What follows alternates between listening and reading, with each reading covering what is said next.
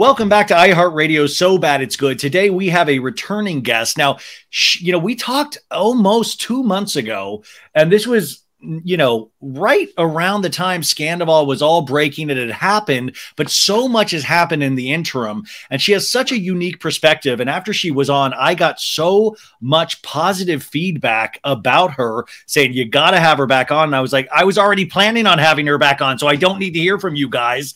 But she was nice enough to be back today. And I'm just so excited to talk about what we saw last week and talk about it in different terms. I know I can be a little silly, proudly so, but I like to actually think about what the reality of their situation is, these cast members going through this. And I know we can't diagnose people, but we can look at certain behaviors and kind of use the what if approach and things of that nature in talking about real things that happen to real people and what happens based on some of that information. So our guest today is an ex-forensic therapist where she did personality profiling. She took assessments for ex-cons, which is perfect for Vanderpump Rules. Lauren's interest in neuroscience, neuroplasticity, and epigenetics led to her establishing her private practice in 2010, where she coaches executives and celebrities as an executive leadership coach and integrative health coach. Her pursuit and passion is helping her clients upgrade and optimize their psychological, emotional, and physical health, as well as dramatically improve and thrive in their relationships and their careers. And I know we're going to talk about it later. I know she has a course right now on imposter syndrome, and also one in terms of your health and your body and things of that. We'll get into that later, but it is funny. Everything I just said, I think, is perfect to talk about in regards to this cast of Vanderpump Rules this season. So Lauren, Clayton, welcome back to the show. Thank you, Ryan. So good to be back. I'm so sorry you have to be back, but these people just don't stop. There is so many things to talk about and so much behavior exhibited on these shows. When I had asked you to watch this initially and you had to catch up on the season of Vanderpump Rules, we had this great conversation, but have you been watching it since we talked that last time? Oh yeah. I have been watching. You're like, oh yeah, oh god, yeah, I have. I mean, how do you feel after watching last week's episode? Because as a viewer, I felt it was really dark. But doing what you do you watch it through a different lens? Oh, doing what I do, that's an easy lens to watch it through. And then I've been the victim. Not really. We're not really victims, but I've been in situations where I have suffered narcissistic abuse and, through dating and just different family members. So yes, I was perceiving them the whole episode through all of those lenses. And yeah, it was dark. It was frustrating at points. There's so many things that stuck out, but the first thing that really, I don't want to say triggered me, but Sandoval's what I'm going to call fake crying and fake panic attacks. Which you didn't believe that? What are you talking about? Yeah. Oh my God, I didn't. And it is, okay, first of all, like I said before, when I was on before, I'm not diagnosing anyone. This is for entertainment purposes, whatever. And even, I don't practice traditional psychology anymore because I don't like the diagnosis that I think it's very good framework for us to understand ourselves and other people, especially if we're feeling victimized by someone's behavior. It's very confusing and torturous when you're in these relationships with people that are narcissistic or sociopathic or borderline. So it gives a nice context and framework for understanding these people and their motives and their behavior patterns. That's it.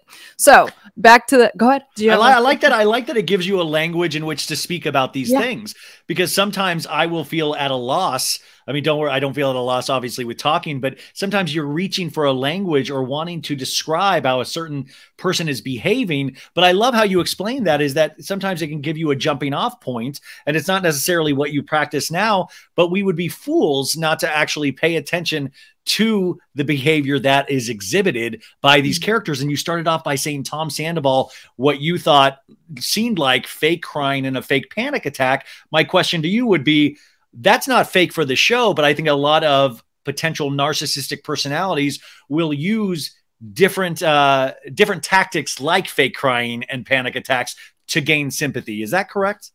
To gain sympathy and to not have to take responsibility for their behavior. So we saw that when he went over to Lisa's house and was kind of, breathing, his Heavy. breathing got heavy and shortened, and it seemed not real to me. And then it was just enough to get Lisa to be sympathetic because she was pissed when he came over. And the same with when he went over to Tom's and was crying. And it's just, he doesn't want to hear about what an no narcissist wants to. They will take little to no responsibility. Or even if they do say sorry, it's like, well, you made me do this, and I hope in the future that we can. It's like, no, you just need to take responsibility for something, and they are allergic to it. Because, or underneath all of their defenses and all of these things, the gaslighting and everything that they do is a dark void of shame and a feeling of emptiness. And so they're always trying to get all of this appreciation and adulation and praise which is a never ending void. If you're around a narcissist, you kind of feel it in your gut, and it feels like you have to, this proving and chasing energy is always coming in. And it's like, why do I feel this way? And it's because they project that onto you. And especially if you're an empathic person, you feel it, and then you're reacting to it because you want to connect with this person, especially you want to connect with that high that you got from initially knowing them. You're chasing that part of them that's not real. So anyway, back to so they do this thing. I just loved how it was not working with Sheena. It was just, did you notice he didn't even do that held his feet to the flames, and I was so impressed with Sheena because I was like, way to go, girl. Like she emotionally reacted. She held strong to the fact of, I do not have the ability to be your friend anymore. And she pointed out universal truths of, that's fine, Tom, but you went and, had sex with her best friend. Right. Just when usually I would imagine you would be disarmed by someone fake crying or trying to get sympathy, where you don't push those actual realities of the situation. And Sheena did, and I was so proud of her. I was so proud of her too. And that is the point, to do the fake panic attack or the crying, is so that that person doesn't go there, or that person doesn't get to express their experience or their reality. It's only like, okay, we have to placate you. And it's narcissists are so good at really pulling you into that. And then you could leave a situation and you're like, wait, I didn't even say what I wanted to say. But Sheena was not doing any of that from the beginning. And she shut it down a couple times when he tried, and you noticed, because you could tell at one point Sandoval knew it wasn't going anywhere, and he just silently left. There was no fake crying. He was like, gotta go. I like what you said also a second ago about, there's a deep well of shame potentially, and obviously insecurity with some narcissists. And would you possibly start a cover band because of that deep shame? Would you all of these things that we see, if we're going, and we're not diagnosing, but if we are saying he does have a lot of traits that a narcissist has, are those like the cover band?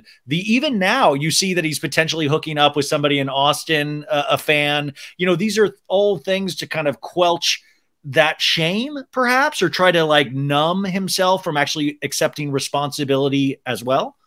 Absolutely. So one of the things that is a salient characteristic of narcissistic people and the way that they relate to people is to only get their needs met. And you'll hear it called narcissistic supply, which is they need a never ending supply of love, praise, adulation. And especially, I wrote it down exactly what he said, but when he was talking about, I think I have it right here. When he was talking about, when Raquel and I kissed, it felt hot. Like my best days weren't behind me. That has nothing to do with Raquel. That has nothing to do with No, you're so right. He called it a spiritual experience. And I'm like, yeah, man, that's just sex. I'm glad that you're saying the spiritual awakening that you're having, but it is interesting because it wasn't about Raquel. It was about, I felt like my best days weren't behind me, he said. And that was so dark to me. Okay. And that is a perfect example. They could use that in a psychology course, because it's a perfect example of how the narcissist, falls in love. They're only falling in love with themselves. And that's a perfect quote. It's through this other person, I'm falling in love with myself. I'm getting the adulation and praise, but there's never enough. That's why almost every narcissist, we can't of course know that for sure, but the vast majority of them cheat because they need a constant supply. And I've even heard it referred to as a supply harem. So meaning at work, they're getting a certain amount, like a lot of them are CEOs. And so they're getting like everyone like loves them and is always trying to, and then they'll, maybe get a cover band. That's what he's on stage getting all this praise, and maybe not anymore, I don't know, but like praise and adulation, and then the show, and then the bar, and then all these other girls. Like if he admitted that he got caught with Raquel, and then he said he hooked up with or cheated with somebody else. So there's probably 10 other situations. I know, like that. that's what I was. I said if there's one, there's got to be more. Like if you're going to admit to one, that means times that by 10 potentially. And of course, there's going to be a lot of rumors that come out now about who and when and where. But it goes along to your point with it's never going to be enough. And in these moments when he is potentially seen things written about him a lot, the majority negative, does a narcissist care if it's bad? I mean, like, it's still attention, and he's obviously still not having to admit full fault in some ways. How does a narcissist take negative, not just interpersonal reactions, but global interactions? Yeah, so most narcissists, I think sociopaths, they'll like take any form of attention. Like, did you see Inventing Anna? That yes, okay, yeah. Remember, she didn't care. She was just like, I want it all. I want the attention. I'm famous now. That's more on the sociopathic realm of things. But narcissists, they do care because they just need to be praised. So the negative attention. I remember dating this narcissist. And I was like, oh, can I give you feedback? And he always came off like, and he's like, well, is it good or bad? And I'm like, oh Lord. So it's like, you know what I mean? So it's just so he does. It doesn't look like he's enjoying the negative attention. But I think the delusional part, because they do go into kind of a delusional thing, is like, it'll just pass and I'm going to keep performing. And, probably it will after a while, Yeah, that is the truth, is that, we see this with all reality shows and in real life too, is that if you just, sometimes if you just let things die down, it naturally passes, but he's not necessarily letting things die down. He's still trying to be front and center in a lot of ways. And a lot of his castmates are able to profit and monopolize this negative attention that, and do something good with that. But for him, it's different, but he's still finding ways to get out there, which I find interesting, because I feel like I would want to hide I would just crawl under my bed and just pray that it went away in a year or so, but he's out there. Yeah, and that is part of the defense structure. It's like what, everything's fine, another Tuesday, and even in the show, he talks about all of his reasons as if they're in that intense fight that him and Ariana had. It was like, well, I felt that way, but I didn't fuck your, and then also what happened with Ariana. There's so much there with Ariana, because first of all, she's talking to Raquel. Raquel brings it up in terms of her body image and having sex. And the second, the what was supposed to be the finale, you guys, that really dark scene between Ariana and Raquel, where she was like, I don't have sex with Todd. Like, she was trying to talk about bodies. And it was a really personal conversation that Ariana was actually opening up to her. And it reads so differently now that we know more information.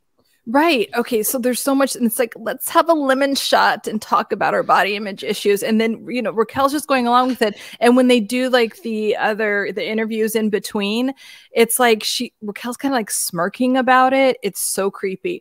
But with Ariana saying that, there is some truth to that. I mean, I do, like I said before, I think Ariana has a lot of codependent personality things going on, which is rooted in trauma. And I think that a lot of times codependent personalities, they just attract these sad things, one thing after another and then they look like they are kind of victimized, and they attract narcissistic personality types because they can just seek that love and replay that chasing energy of love and abandonment that they maybe experienced in childhood. But the whole thing of she said, Ariana's basically saying, I'm hiding behind a layer of fat, or she's like, I'm feeling fat or whatever. And I think that a lot of people that are in relationships with narcissistic people, or even that have some of those characteristics, is like they know after a while that it's never enough. It's never enough. So they get like emotionally contracted, and it's like, okay, well, I'm going to take sex off the table, or not as much. Can I get this? And then it becomes like transactional basically. And then it just kind of wilts down to nothing. But narcissists also don't like change. There's like at least that supply that Ariana was providing. It's like, okay, she's constant. A housemate. Yeah. It's some form of stability. So it's serving a purpose for me, and I'll still get sex and attention from 10 other people, and then, more attention from my band and the show and everything else. Meanwhile, Ariana is just feeling like, empty and like needing so much more. I love that. Also, just the thought of a narcissist using negotiating human trauma in a way of like, can I get this? Can I get that?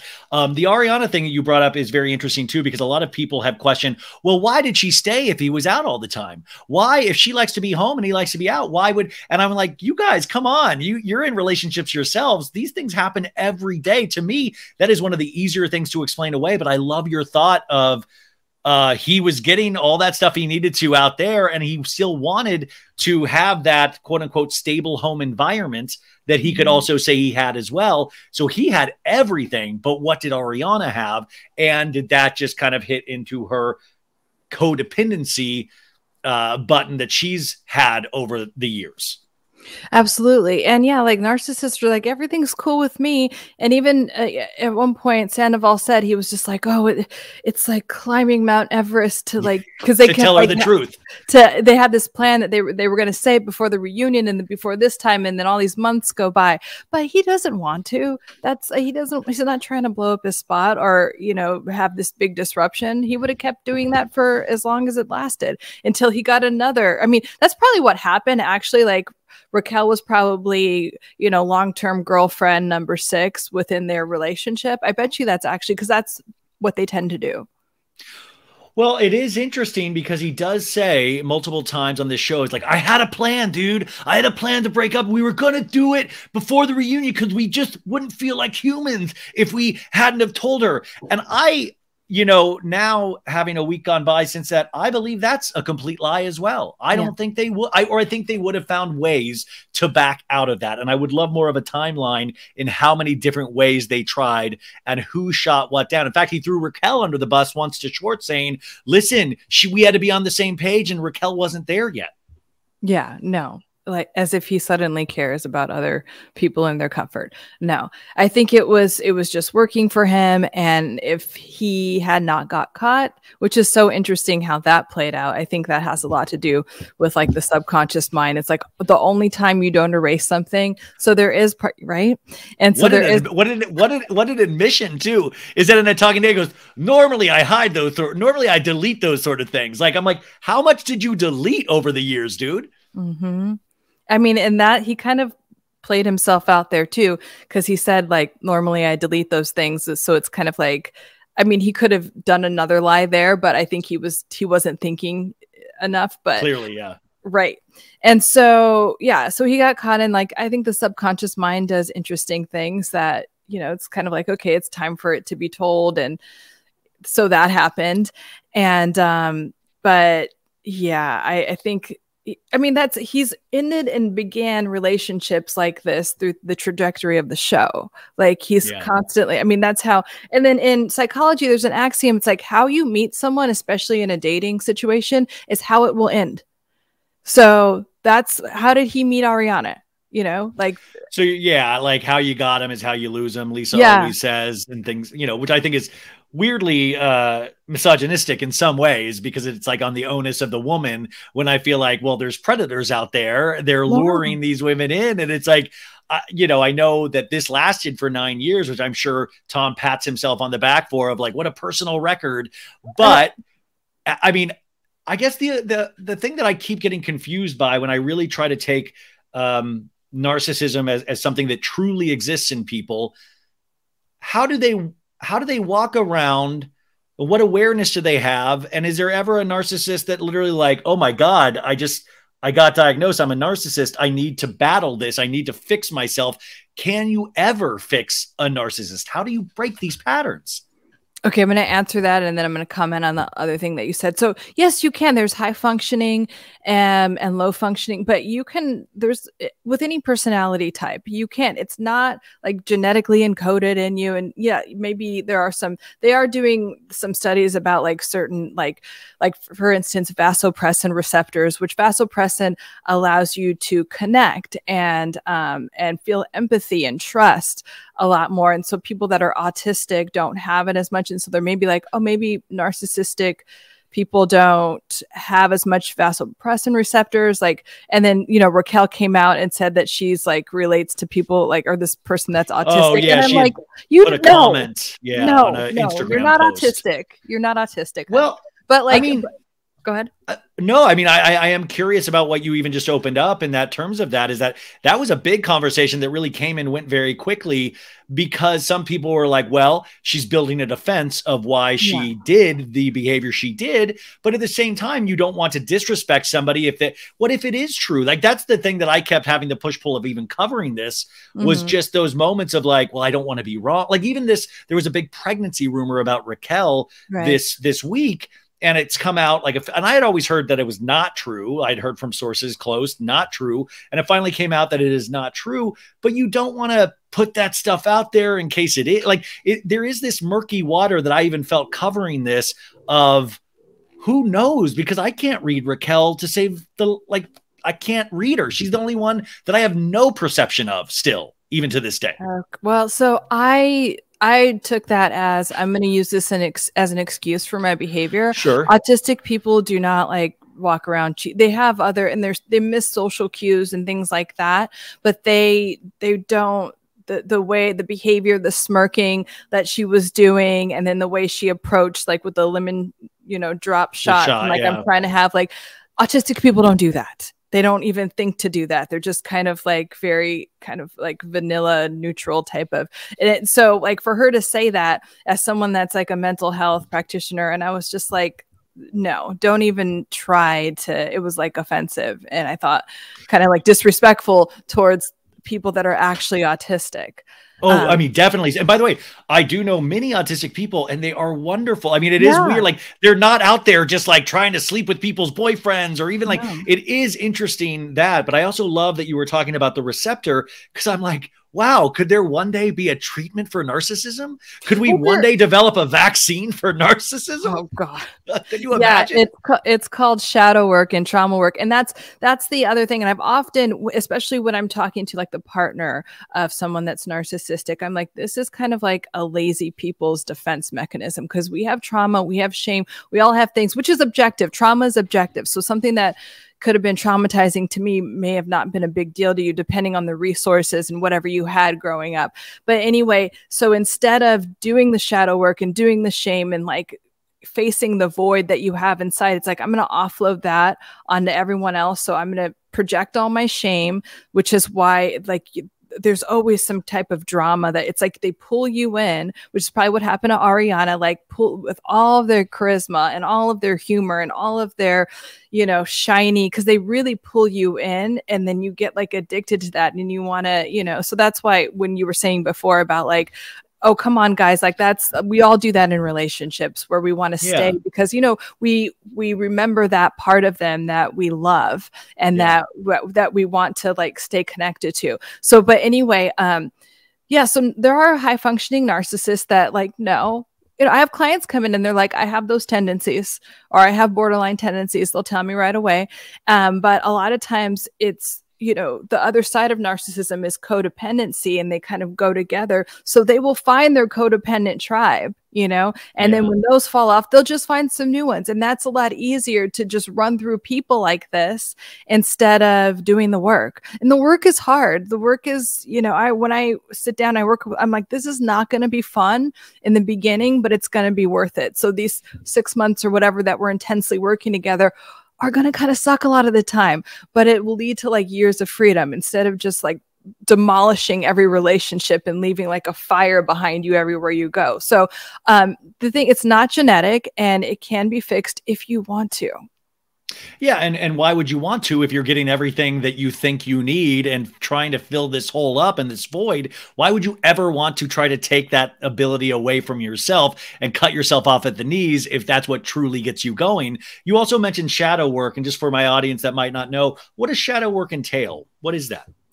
Yeah, and then this kind of answers both questions. So also you become addicted to those patterns, like literally the drama, the thing that you say you hate the most. And it's like, why do I always do this? Why do I end up with the asshole? Why do I do this? Or why do it's like the shame, guilt is actually an addiction. And the hormones that are released from that, our body and our nervous system becomes addicted to. So our mind is like, I fucking want like peace, but like our body is like thriving. And it's like, give me that whatever.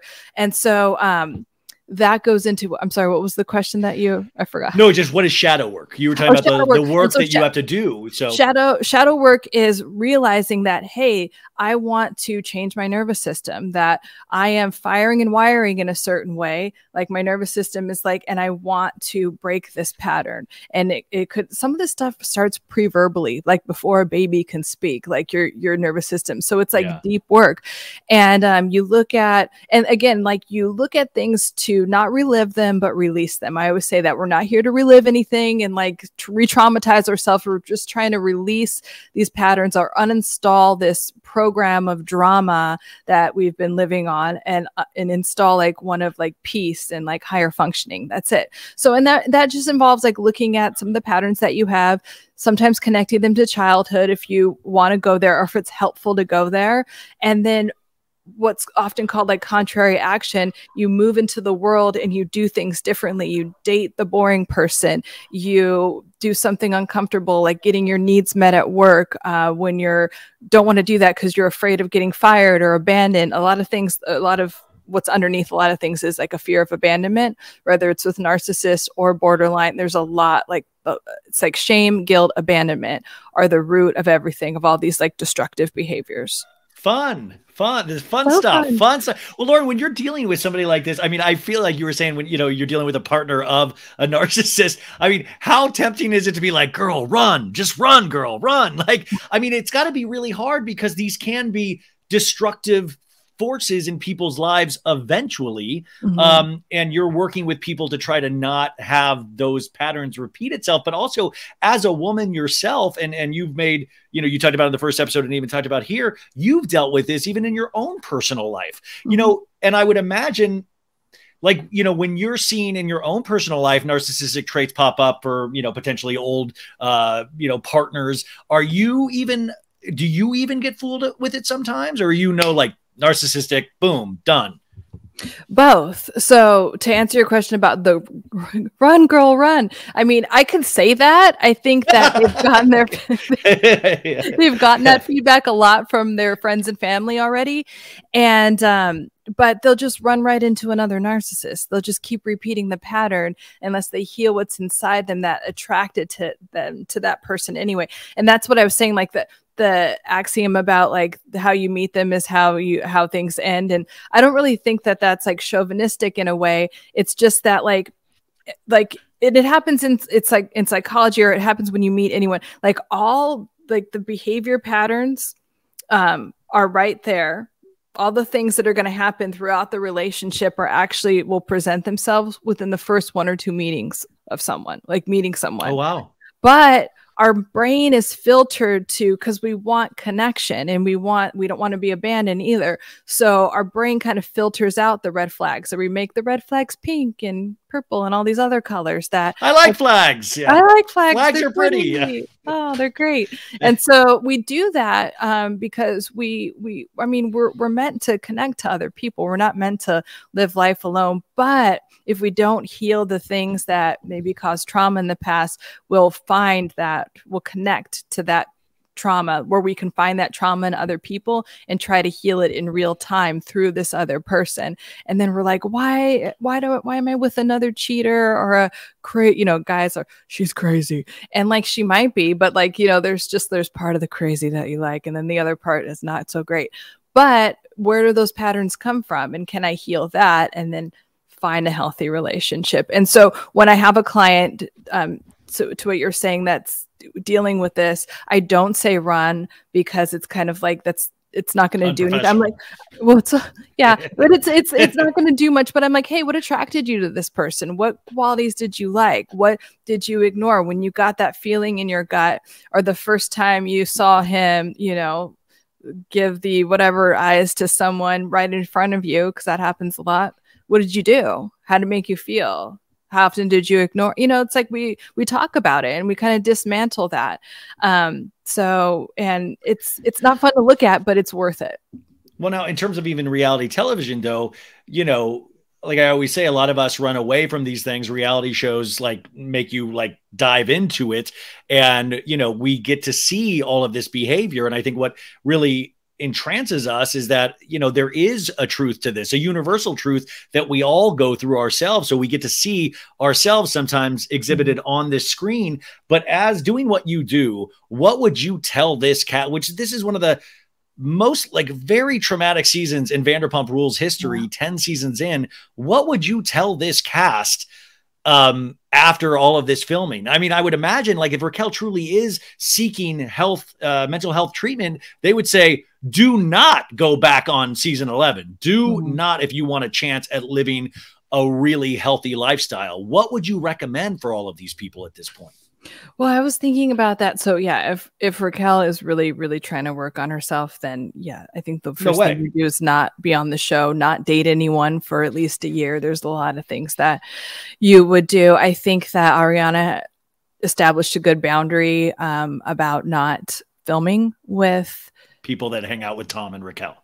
Or them specifically, but yeah, the whole thing. It's just like, that's my boundary. So creating healthy boundaries, I think everyone could be in therapy. I think everyone, when I was watching this, I'm like, this is like emotional, like there's a term called emotional sobriety. And I'm like, this is like the opposite of that. This is like emotional drunk Olympics, like every episode. It's like, especially when they went to the beach and it was just like James started it.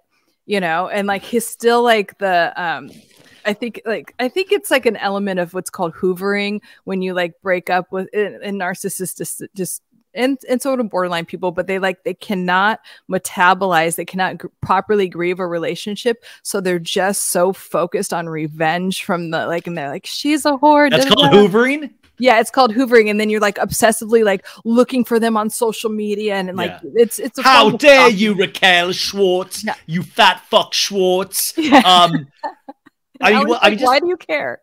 I know. Well, I mean, to go to DJ James Kennedy, which I know we got to talk about the big ones, Tom, Raquel, and Ariana, but some of the peripheral cast, we mentioned Sheena had a really good moment in this last episode. DJ James Kennedy 2 episodes ago had this very, I mean, it wasn't funny, but it was funny in thinking about it, because he was like, Ali, I don't need therapy. That's for people with trauma in their past. I don't have trauma. And he was like, I don't need that. My life's great. And we all, even Ali in that scene was like, okay, dude. And all of us at home were like, okay, dude. But obviously this dude has major trauma. I mean, and isn't it fascinating that he's on there saying, I don't have trauma, I'm all good? It's so on the nose. Yeah. And again, I'm not saying it's fun to work through initially, but it provides so much relief. And then, but there are certain personality types that don't want to take responsibility for anything, and working through your trauma, and especially like the outbursts that James is known for, and he's so emotionally dysregulated. So to become emotionally regulated and to regulate your nervous system requires a lot of work. It requires a lot of repetitive work. It requires a lot of commitment that he's just not available for, when he could just like use Allie and be like, oh, I'm in love with Allie now and you suck. And he's still so angry at Raquel. So I know this is helping like feed that, but it's not going to cure it. Like, and it's also a great example of like, even if your ex is the biggest whore in the world and is like just really found out in the way that Raquel has, it still will not heal it unless you do the work to heal and properly grieve a relationship. Like, watch. I mean, we don't even know, but even after all this, it will not soothe James. It might actually like flare it Oh, up Lord, even more. dead on. That's what I keep saying, is that even if we're celebrating DJ James Kennedy now, just know if future seasons happen, we are going to watch these things catch back up with James, including his alcoholism. Like these, you know, this, it's so right there, everybody. It's like we can celebrate his being funny and being magnetic on screen and giving a good talking headline and making fun of Raquel and Tom, but it's so right there that I'm like, you know, future seasons will eventually get to this again. It never just goes away and disappears. And also with DJ James Kennedy, not just the anger with Raquel, the anger at Sandoval. Like that's what he said. He goes, "It's Sandoval," and he started crying in his talking head, because I do believe he truly looked up to him and really did think something of their friendship. And I thought that was very interesting from a male perspective. Absolutely. That was really sad with him, with James and Sheena, that they really did have a good, you know, Sheena's like, you stuck up for me. And like, and then to have that come crumbling down, which is a narcissist nightmare. It's kind of like they need to be put up on a pedestal constantly. And so when that pedestal comes crumbling down, that's all Sandoval cares about, first of all. But that is another grief that, you know, James is going to have to deal with someone that does not, he's going to probably start drinking more and probably get more irate because he doesn't have, and he's choosing not to have the coping skills to move through these things and emotionally metabolize them. But Allie seems like such a good egg, or what we've seen of her is that it sometimes makes me curious of, well, listen, she seems smart. She seems like she knows exactly what his behavior is. So I'm trying to sometimes, and I don't mean to be mean, is trying to like, why are you there, Allie? Why are you staying? Because this seems like you even know there's a lot of potential buttons for DJ James Kennedy that he is getting pushed over and over again. And you were right next to him for a lot of those. Is there ability, like no one person can save us, right? Like we shouldn't look for a savior in anybody, but is there any way Allie can not exacerbate, but like maybe lengthen the time before his next breakdown, because, you know, he's in a good spot with her? Is there, do you know what I'm saying? Is there ability through relationships to heal? Well, I think that's where codependent people get trapped. It's kind of like, I can fix this person, and they, you know, abandon their lives to take care of someone else. And it's like, if I take care of this person, then you won't leave me. And I think it's Katie that said this. She's like, I think that James is in love with Allie, but Allie's like, this is my boyfriend for now. Or yeah. And I think that's what Allie, and like, maybe Allie just wants to be on the show. Maybe she's promoting, I don't know. It feels like promoting astrology. Astrology and her, whatever, or it's just fun to be on reality TV. It doesn't seem like, and I don't feel like a lot of like savior, like I'm trying to save you. She's just being like, okay, this is what we're going to do if you want me to continue to date you. And just, you know, being a nurturing girlfriend, but no, you can't not save someone that just want to be saved. It's interesting to see, like, you know, she's a newcomer and she sees things so much clearer than anybody else in that cast. And I think that's because she is a newcomer. These people are all, and by the way, and Lala a little bit as well, even though she's been on the show for a long time, Lala, you know, is not, when she was in this season, she wasn't naturally hanging out with, like, there was that Tom, Ariana, Raquel, a lot of like Schwartz, they were all hanging out nonstop. And Lala, from what I believe, you know, she was hanging out more with like the Stassi, the Jaxes, the Brits, who weren't even on the show. And I thought it's interesting that those people that were further away from that situation were able to call it out and feel that something was weird. Something weird was happening so much quicker than the rest of them. Well, and Katie too. Yeah, I'm so sorry. Katie as well. You're right. Katie was, and like, yes, she was angry. I mean, she's angry at Tom and then at Raquel, but even before, I mean, she was just like, no. And she said something really good. She was like, I don't trust anyone that's like friends with some people. And then the way she said it was like that these people like her and then these people don't, which is a form of splitting. You know, like borderline people do this thing where they split in their own mind. It's like either things are either black or white, or you're an angel or you're a devil. But with groups of people, borderline people, like they have this thing where people either love or hate them. And then they split the room too. And so Katie was just like, oh, none of that. I don't like that. And other people are like, all right. I was like, oh, I don't think she's that bad. And Katie was like, nope. And so she called it, you know, as did Lala. Lala. Lala cracks me up. And I like Lala. Like, I feel like she has some kind of like the histrionic type. Her and Sheena, like, it's like, let's stir it up. And even at like when everyone's getting all drunk at like Manhattan Beach. Was it Manhattan Beach? And like you could just see Lala. And I think it's also the way they edited it. It was just like she's like sitting back and like, you know, like basically with popcorn, like watching the whole thing. And then like Tom's like, oh, you and your plastic surgery. It's like everyone in Kardashian.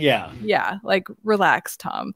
And like Tom, and like, I'm sorry, it's Tom Schwartz is who I'm talking about. And Schwartz is like, you know, in terms of personality, I really feel like he's like that, like wounded, like that's his defense mechanism is like, you know, like it kind of mirrors like covert narcissism, or what they call like a quiet borderline, where like, I'm the victim. I'm the, you know, and like people like me on the surface, but I've been victimized. It's like, no, you haven't. And actually you've done some of the same shit. I wanted to bring up Schwartz because I feel like, you know, he's gotten, I think, a lot of a pass on this season, because it would have been really, we would have been talking about his behavior so much more if the season initially was what it was, which was his, you know, divorce from Katie. And we see Katie, we see more of her perspective this season like we've never had before. But Schwartz, you're right. It's like this quiet, take care of me, wounded puppy dog. But at the same time, I'm starting to formulate this thought of like, he's not that weak, and he's not that, like, he doesn't need, like, this is not a full act, but there is this kind of act he puts on because he's able to make decisions. He's an able-bodied with a mind. He's a decently smart person.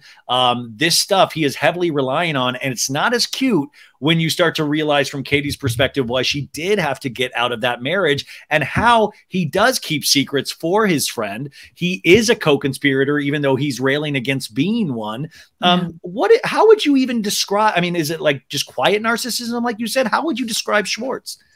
Yeah, so there's quiet borderline personality, which is like they try to like delineate all these different, it's just different defense mechanisms, but it's kind of like this I'm the wounded bird type of thing. And in narcissism, it's covert narcissism. So they have the same defense structure underneath, but it's just displayed differently. So with covert narcissism, it's like I am a victim.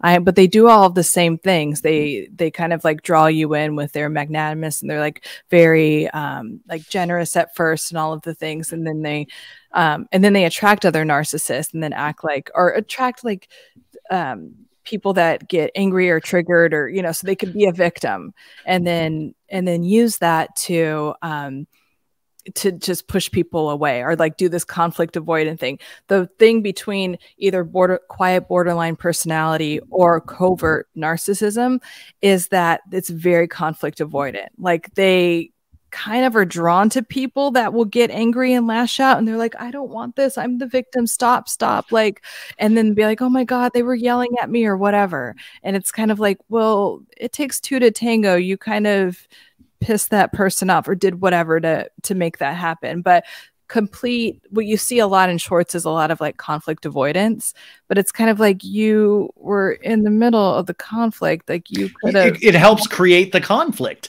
You know, even if we're taking away him being a co-conspirator, you know, he created a lot of the conflict in the relationship with Katie that would then create Katie to behave a certain way. Because listen, I'm sorry, if you're getting shit can wasted and then going out and cheating because of that, I'm sorry, that's a big trigger for somebody that you're married to.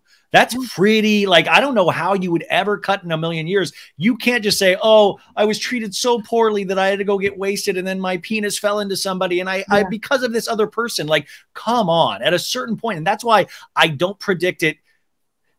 I don't predict them getting cuter as they get older. Like, I think they're always going to have fans. They're always going to have people because they're so magnetic in certain ways when you're around them. Sure. But I don't think that thing, it's not like a fine wine. It gets better with age. No, I don't think so either. But yeah, you nailed it. That is what they do. And it's just kind of like, oh, me and what, whom, you know. And I think like Raquel had a little bit of that, but I think hers is a lot more dark. Like I was calling her Kaiser Soze, like from the Suspect. Yeah, I say that all the time, Lauren. Like it's like she Kevin Spacey walks out of the end scene of Usual Suspects and you realize he's the villain the whole time. He was fooling everybody. But you really think that this is plotted in some way in her head, Raquel? Oh yeah, no, I think it's just part of her personality type with the splitting and yeah, I said this on the first time I was on. It's just kind of like, oh, I'm dumb and I don't know anything, and it's kind of like, but no, I'm smart, and it's kind of like, well, what is it? I think they made me do it. No one can make you do anything. You actually are not a puppet, so no one could. Who was it? She was saying like, oh, put these ideas in my head that I should do this and I should hook up with this person, and then admitted it to Katie. And oh yeah, when she had that relationship. Yeah, like someone just put it in my head. Like no one put it in your head. Like you're actually completely like able-bodied and able to. So yeah, and I think but I think that like that veneer gets really thin when she's doing all that smirking. I don't know if you noticed, but when they're doing the interview, she's like, yeah, and like it's just like I'm in a commercial and it's really weird. Like, and you've been fucking your best friends, you know, like I'm like, Dad, it's like really funny, isn't it? So funny. And it's well, like it read to me like an 8-year-old. I was like, do you understand what's going on here? Because to me it read so childlike, of like we touched private parts and it was so fun. And it was like I was like, the gravity of the situation at that point, I would imagine somebody that plotted, if it were, would not say half the things that she's saying, or like you would think there would be some veneer that would go up to be like, I've got to protect myself at this point, and she's just behaving like a goof. Like that's the thing that confuses me, Lauren, is that with Sandoval, I can see where he's trying to cover it up and he's trying to still be charismatic and really, I'm crying now, or I'm hyperventilating, look how much I feel this. But with Raquel, there's none of that. I could not get the sense that she was even aware what had happened when he had that scene of going over to her studio apartment.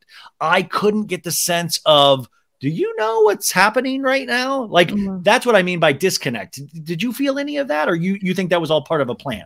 No, so I think that what you're saying is her like dissociate. Okay. And then remember in the finale, it starts with them at Watch What Happens Live, her and Sheena. Raquel and Sheena Watch What Happens Live. Then Sheena says, oh yeah, like just like as if Raquel was saying pass the salt.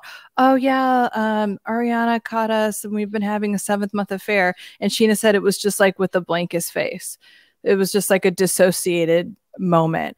And that's why I was kind of like, if we were to, you know, just to be able to conceptualize her personality, like more on the spectrum of like borderline personality. The name borderline personality came to be because there's like a spectrum. There's like narcissist, like social, or avoidant, like all these other things that are kind of just like, some of them are to anxious, like we're all anxious or depressed at times, and then some of them get more severe, and then there's schizophrenic. So schizophrenics here, and then they're like, there's this borderline where they're kind of narcissistic, but they're not completely like schizophrenic. Schizophrenic people are very dissociated, but it's like sometimes when something dramatic happens, like borderline people get dissociated, they have like schizophrenic features. So that's where the term borderline came from, because they're kind of in between those things. So when something like this happens and they need to take or like responsibility, or their spot is blown up, they just dissociate. It's like, oh, okay. Or it's funny, or I'm going to act like an 8-year-old, or what?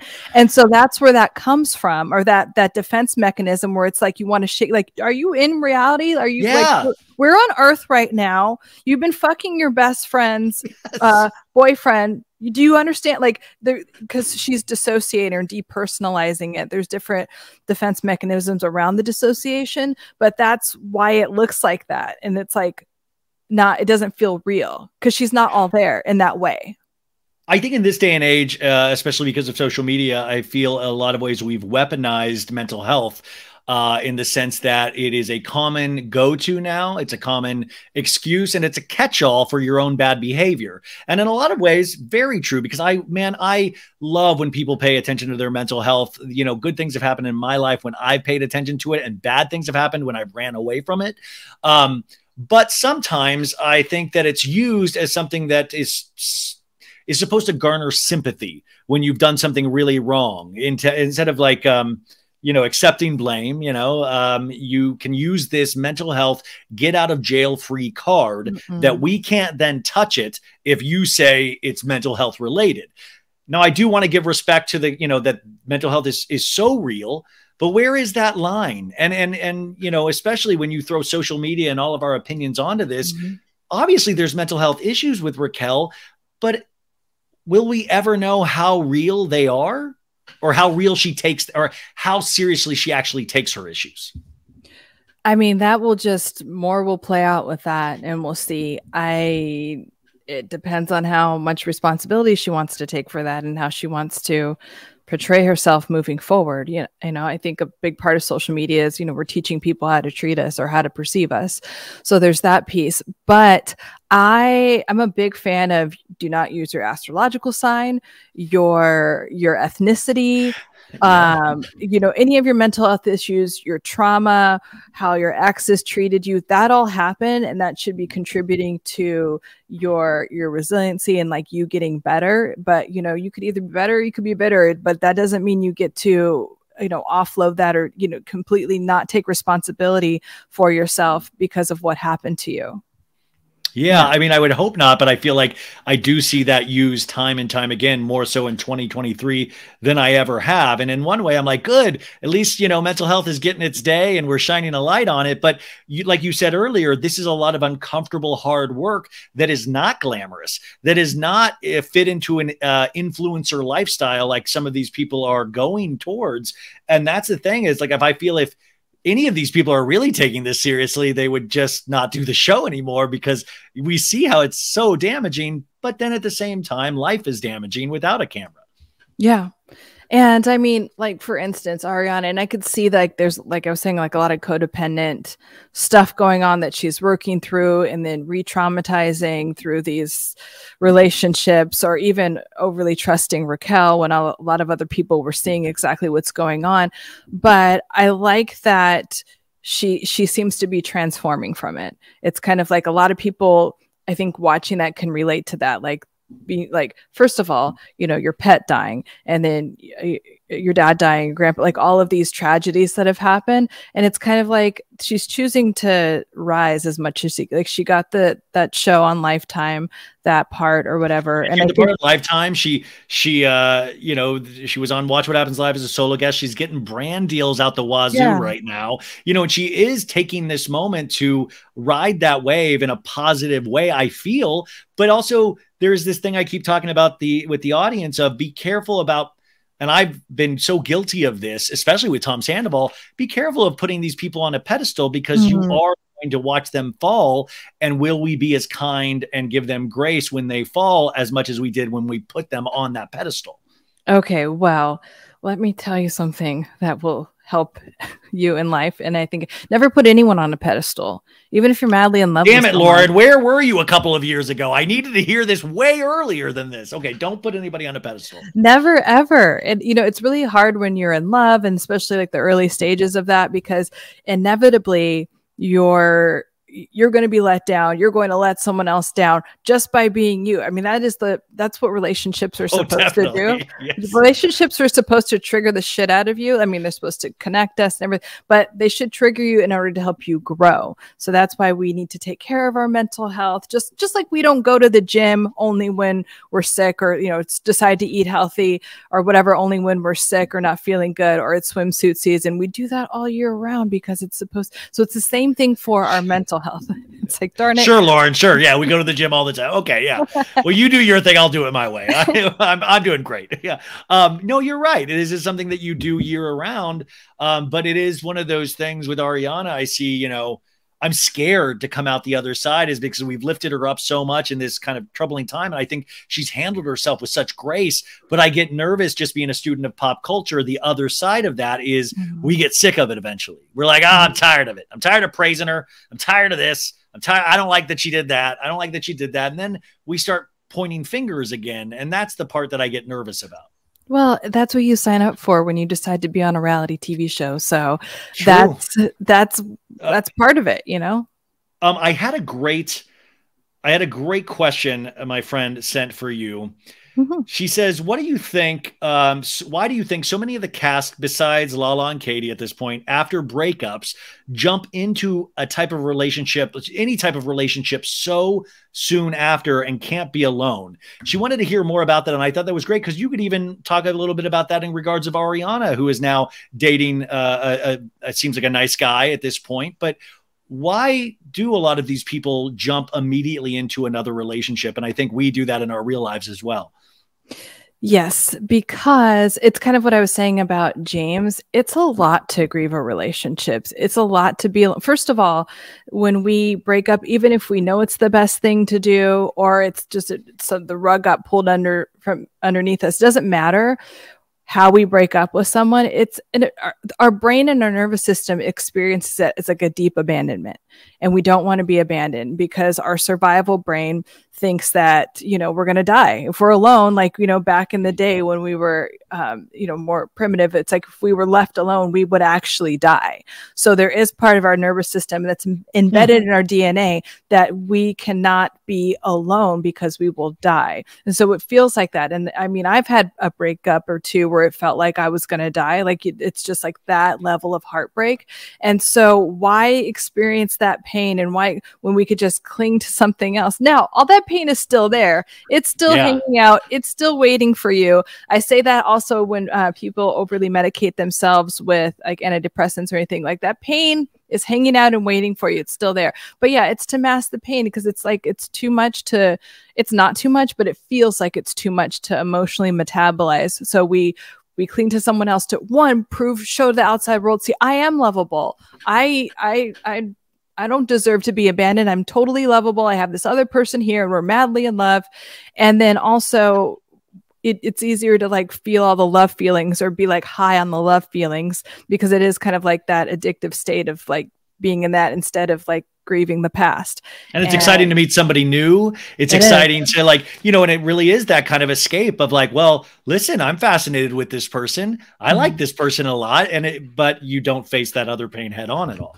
And look what James said. I'm madly in love. Like, why do you need to tell Raquel over the Benihana table that you're mad?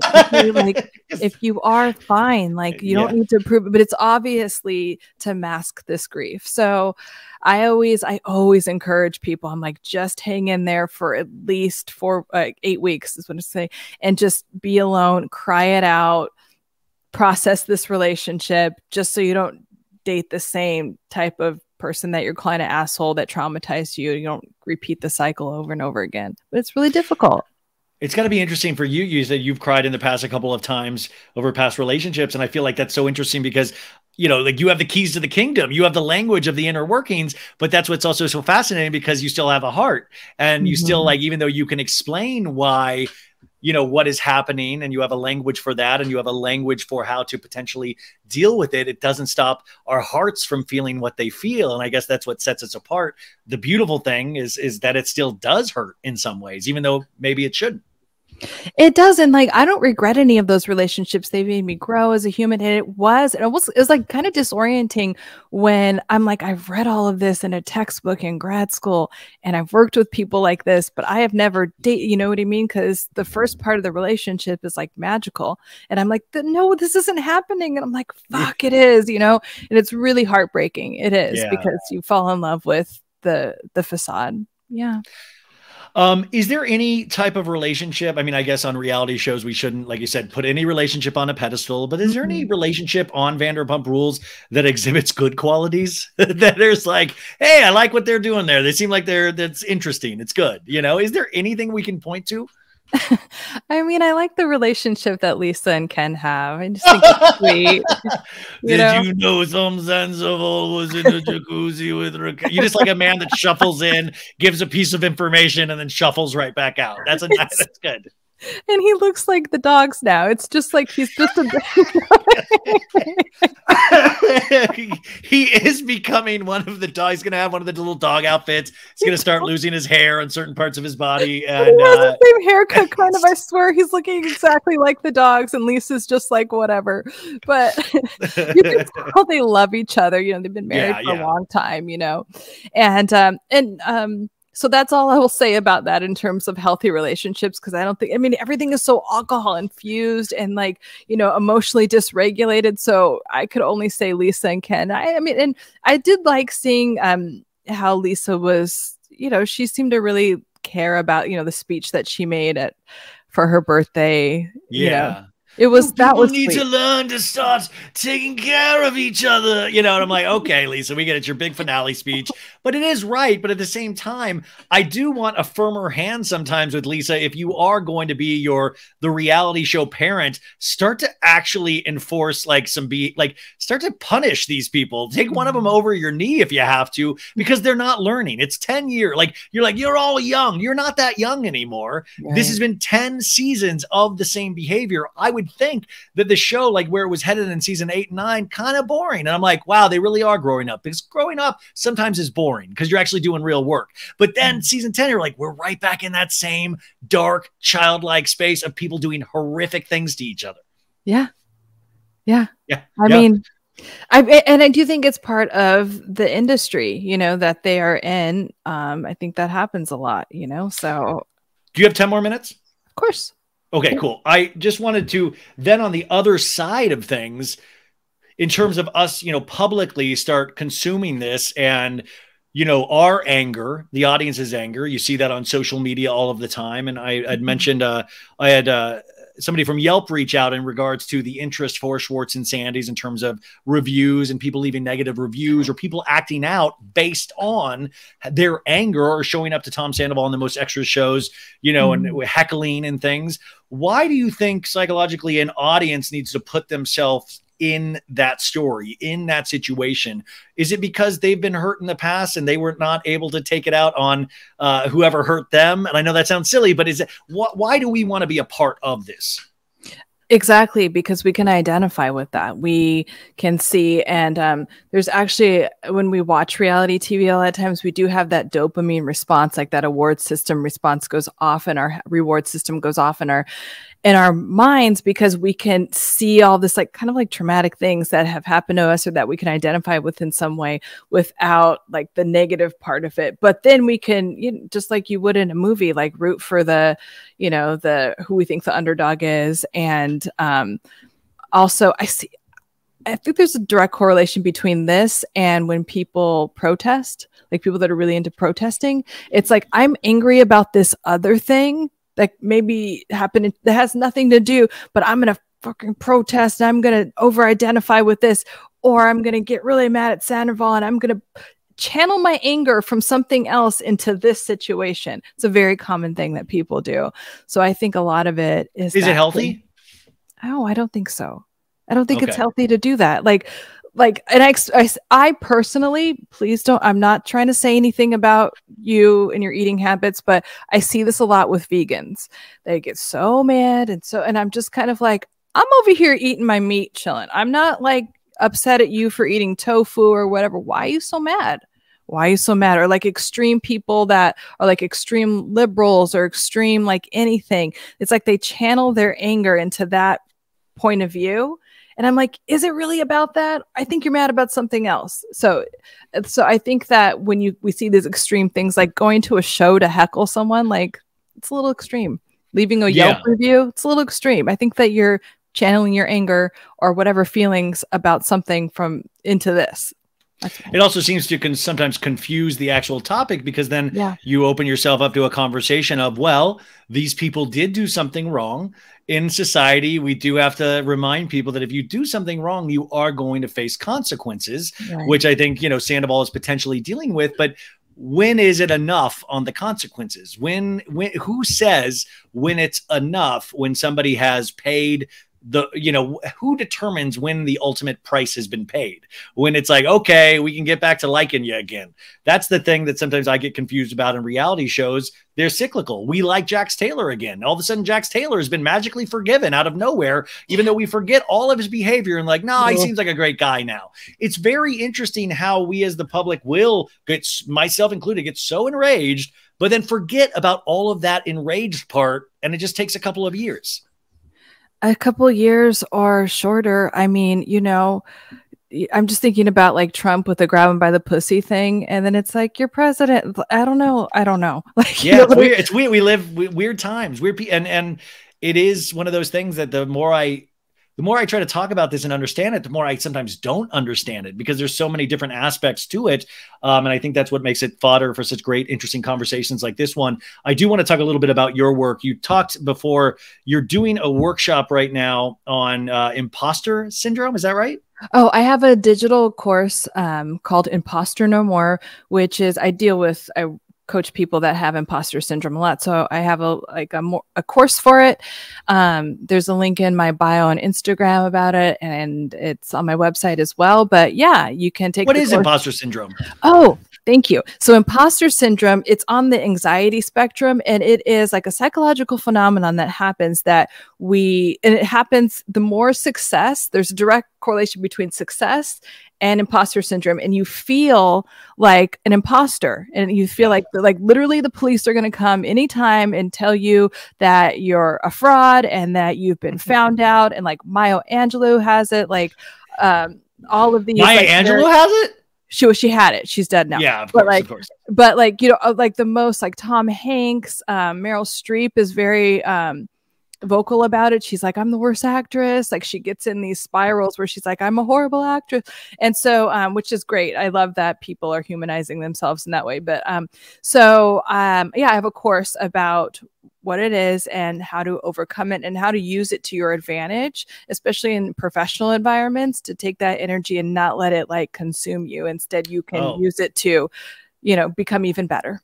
Yeah. I mean, we're not supposed to self-diagnose, but I 1,000% have imposter syndrome. You'd mentioned that briefly and it's something that I completely feel. I feel like a fraud all the time. Mm-hmm. And even like as this, you know, I can point to this, you know, things getting better for me and like the show getting bigger and stuff like that. And it all feels like it will be taken away from me. There's going to be some podcasting license that will get ripped away from me and nobody's going to ever listen again. And it's weird. And the sad thing is I can joke about it with you, but it's a very real feeling. Like, just because I understand that it exists doesn't mean I don't have it all this, like, doesn't mean I'm like, well, that's just what that is. It's like really, it's a real feeling, and it's not a fun feeling. It's a scary feeling, and it is anxiety. It really will cause massive anxiety. Like this whole thing, as the show has gotten bigger through Sandoval, it has caused massive anxiety because each week I don't want to let anybody down, or I want to hit every moment. And it's caused some really weird situations in my mind. So you're telling me I could potentially take a course like this and learn to recognize and potentially utilize this for like in positive ways? Absolutely. It's because when you have an imposter syndrome, you feel like it takes over, and it's just like, you know how anxiety is.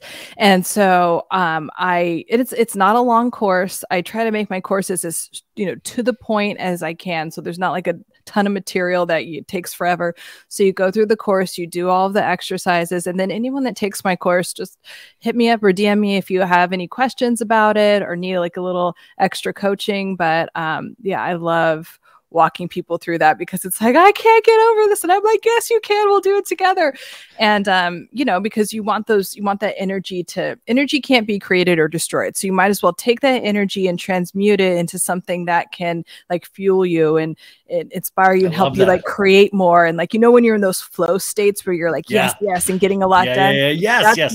That's where I help my clients like turn it around. So, but that course, Imposter No More, does that. Thank you for saying that. And yeah, you can find it. It's definitely on my Instagram. Yeah, guys, I'll put all of that information in the show notes. And like I said, you know, email me at sobaditsgoodwithryanbailey@gmail.com. Sometimes I don't get to see my DMs in time. I'm sorry, or at all, but email me. And that's a good way if you need help. But it's Mental Health Tracker on Instagram as well. For me, Mental Health Hacker. Mental health hacker, not tracker, hacker. Hacker, because she's hacking into the systems that we've set up in our minds. Mental health hacker. Is there any way I take that course and you're like, you actually are an imposter? You can't take this? No, do you ever do that with any true. of your people? Okay. And then lastly, you talked about a course before we got on to, what is the other course? I think it involves weight loss. Yes. So my other course, everything I do is about neurological reprogramming. So I'm doing another course that is like I'm coaching you for 90 days, and it's to neurologically reprogram your brain, rewire your brain for weight loss. So instead of yo-yo, I'm dealing with like a lot of like yo-yo dieting, or you just can't lose that whatever amount of weight. And I give you all the basics. Like here's like the food guide, the restaurant guide, all the stuff that you already know probably. Like, and then the meat and potatoes of the program is rewiring your brain for weight loss, to get out of certain patterns and just like around food, but also if you're familiar with like Joe Dispenza, because it's kind of in line with that, like literally rewiring your brain to like metabolically function differently. So your health and everything is, you're rewiring on all these different levels, because your body will respond to what your belief systems are. So we go deep. We go deep with that one. I really, really love that. Can we call it Clozempic? Like Clayton and Ozempic. We'll call it Clozempic. It's going to be great. No, but this is so good. And I think just for a lot of my listeners, you know, as I get older, and I know some of you guys are getting older as well, we don't have to tell anybody. I know for me, sometimes I feel like, oh, I'm a lost cause. I can't do that. I can't, you know, and of course, these are negative thought patterns that I'm telling myself that don't help anything. But it's, you know, I would hope you would say something. It is never too late, right? Like you can rewire your belief system in certain ways. It's going to be hard and uncomfortable, but you can do the work and see change. Absolutely. And it's actually a lot easier to take the time to do that. And it really only 90 days is a lot. So you can do it in a shorter amount of time, but 90 days like really integrates everything. And then what is 90 days? That's like a season. And then you have all these tools for the rest of your life it just provides a lot of freedom. And I always tell my clients, like, I want to be happy. You don't want any of that. You want to be free. You want to feel free, and you want to feel peace. Those are the two things that everyone wants. And yes, you'll have a lot of happiness, and other good states come from that.